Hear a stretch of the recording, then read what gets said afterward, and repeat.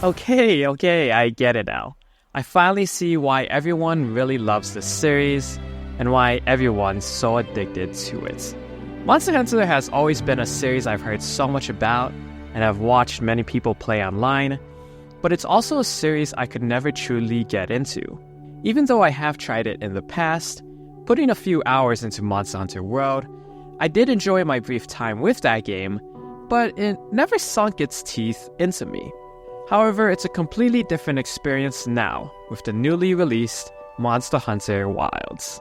If you've never played a Monster Hunter game, or someone like me who didn't give this series the proper shot it deserved, this is your sign to try Monster Hunter Wilds.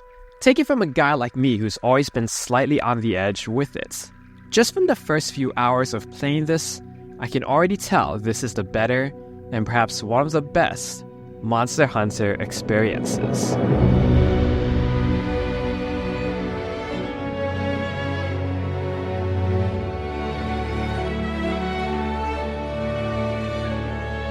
Hi, my name is Jay and welcome to Good Games Dude.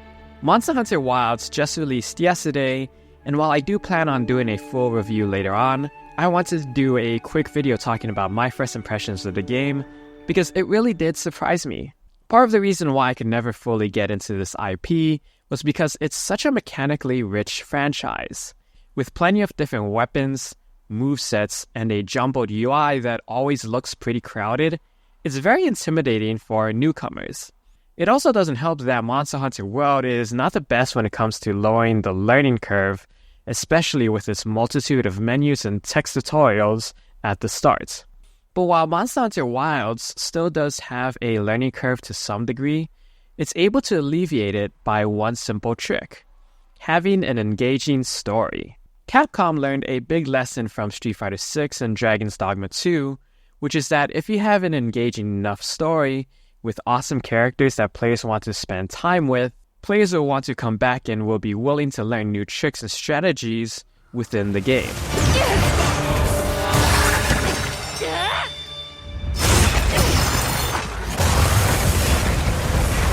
Monster Hunter Wilds features a more tightly centralized storyline centered on a young boy named Nada, who's been separated from his tribe by the villain monster of the game, nicknamed the White Wraith.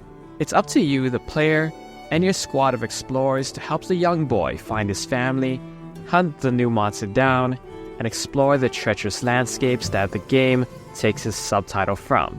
Just within the first few hours, I got hooked on this story.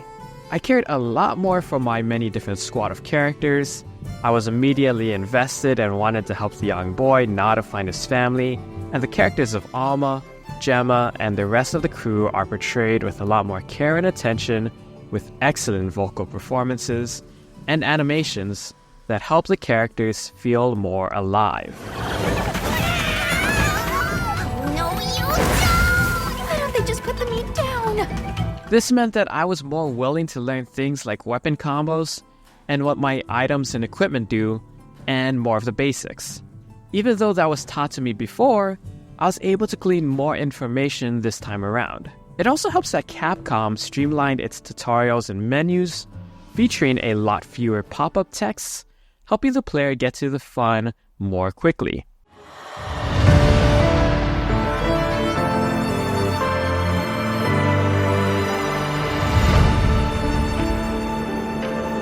And even here, Capcom isn't afraid to challenge players with bigger monsters right out of the gate. I was surprised at how many moments there were early on in this game where I would simply put the controller down to watch a cutscene or walk around talking to characters, asking them questions. But that's all part of the game's pacing and setup for when players take on these monsters, as the fear and tension has been properly built. I don't want to go into too much detail about these first few encounters because these are best experienced on your own, but it's awesome to see set pieces immediately, not having to wait for that, and to be able to explore new locations quite frequently. Also, it doesn't take long for players to unlock cool-looking gear, already getting players hooked and wanting to unlock even more cooler weapons and armor. Again, I'm only a few hours into this, and I'll be posting a much longer review later on once I've put more time into it. But as someone who's always been on the outside looking in, take it from me and give Monster Hunter Wilds a try, as it just feels bolder, more accessible, and more welcoming to newcomers than before. At least from my limited experience so far. For more on Capcom's illustrious history, check out my video on why Marvel vs. Capcom 2 is a gaming essential. And be sure to subscribe for even more on the best that video games have to offer.